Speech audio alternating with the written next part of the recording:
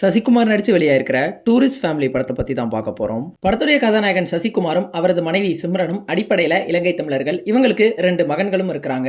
இலங்கையில பொருளாதார நெருக்கடி ஏற்பட்டு அங்க விலைவாசி எல்லாம் கூடிட்ட காரணத்தினால இவங்க அங்க வாழ வழி இல்லாம சிம்ரனுடைய அண்ணன் யோகி பாபு உதவியின் மூலியமா இங்க தமிழ்நாட்டுக்கு வர்றாங்க. இந்த இலங்கை தமிழர் குடும்பம் தமிழ்நாட்டுக்கு வந்த பிறகு அவங்க என்னென்ன சம்பவங்களை சந்திச்சாங்க, என்னென்ன பிரச்சனைகளை சந்திச்சாங்க, இதெல்லாம் தான் இந்த டூரிஸ்ட் ஃபேமிலி படத்தினுடைய மொத்த கதை. ஒரு இலங்கை தமிழர் குடும்பம் கள்ளத்தோணியில சட்டத்துக்கு புறம்பா தமிழ்நாட்டுக்கு வந்தா என்னென்ன பிரச்சனைகளை அவங்க சந்திப்பாங்க, இதுல இருக்கக்கூடிய நடைமுறை சிக்கல் என்ன, அதே மாதிரி இதுல இருக்கக்கூடிய ஒரு முரண்பாடு என்ன அப்படிங்கறத இந்த படத்துல காமெடியா சொல்ல முயற்சி செஞ்சிருக்காங்க. அந்த காமெடி காட்சிகள் படத்தினுடைய முதல் பாதியில பல இடங்கள்ல நல்லாவே இருந்தது. நம்மளால ரசிச்சு சிரிக்க முடிஞ்சது. காமெடி காட்சிகள் எல்லாம் நம்ம காமெடி பண்ணணுமேனு பண்ணாம அந்த கதையாட்டத்தினுடைய இயல்பா அமைஞ்சு வந்திருந்தது தான் இன்னொரு சிறப்பு. அதே மாதிரி இந்த படத்துல கதாபாத்திரங்களும் நல்லாவே இருந்தது. குறிப்பா முதன்மை கதாபாத்திரங்களா வர சசிகுமார் மற்றும் சிம்ரன் கதாபாத்திரங்களாகட்டும், அவங்களுடைய 2 மகன்கள் கதாபாத்திரங்கள், குறிப்பா அந்த சின்ன பையன் பண்ணக்கூடிய பல காமெடிகள் நல்லாவே இருந்தது. அந்த பெரிய பையனுக்கும் வீட்டு ஓனருடைய பொண்ணுக்கும் இடையிலான அந்த காட்சிகள், அதே மாதிரி அவங்க 2 பேருக்கும் இடையிலான அந்த கெமிஸ்ட்ரி, இதெல்லாமே ரொம்ப நல்லாவே இருந்தது. இந்த படத்தினுடைய இன்னொரு சிறப்பு இந்த படத்தினுடைய களம் தான். ஒரு இலங்கை தமிழர் குடும்பம் தமிழ்நாட்டுக்கு வர்றதுக்கு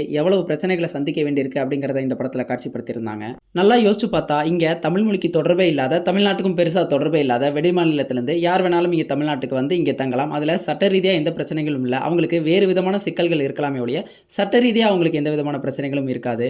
ஆனா தமிழ் மொழி பேசுற தமிழர்களா இருந்தாலுமே அவங்க இலங்கை வாழ் தமிழர்கள் அப்படிங்கிற ஒரு காரணத்தினால அவங்க தமிழ்நாட்டுக்கு சட்ட ரீதியா வர முடியாது அப்படின்னு சொல்றது எவ்வளவு பெரிய முரண்பாடு அப்படிங்கிறதையும் இந்த படத்துல யோசிக்க வைக்கிறாங்க. இந்த படத்துல ஒரு பிரச்சனையா தோன்றுனது, இந்த இலங்கை தமிழர் குடும்பம் எதுக்காக தமிழ்நாட்டுக்கு வர்றாங்க அப்படிங்கிறதுக்கான அந்த காரணம் அழுத்தமா சொல்லப்படவே இல்லை. ஏன்னா படத்துடைய ஆரம்பத்திலேயே இந்த குடும்பம் தமிழ்நாட்டுக்கு வந்து சேர்றதுல இருந்து தான் கதையை தொடங்க ஆரம்பிக்குது. அப்போ இலங்கையில அங்க என்ன மாதிரியான சூழல் நிலவுது, எதனால இவங்க நாட்டை விட்டே வர்ற அளவுக்கு தள்ளப்பட்டாங்க, இந்த மாதிரியான காட்சிகள் எதுவுமே இந்த படத்துல இல்ல. அதே மாதிரி இந்த படத்தினுடைய கதை என்ன அப்படின்னா, இந்த இலங்கை தமிழர் குடும்பம் தமிழ்நாட்டுக்கு வர்றாங்க. இவங்க தங்களுடைய அடையாளத்தை இங்க மறைச்சிட்டு வாழும் பொழுது என்னென்ன பிரச்சனைகள் ஏற்படும், ஒரு கட்டத்துல இந்த அடையாளம் வெளியில தெரிய ஆரம்பிச்ச பிறகு வேற என்ன பிரச்சனைகள் எல்லாம் ஏற்படும், இதுதான் இந்த படத்தினுடைய கதை.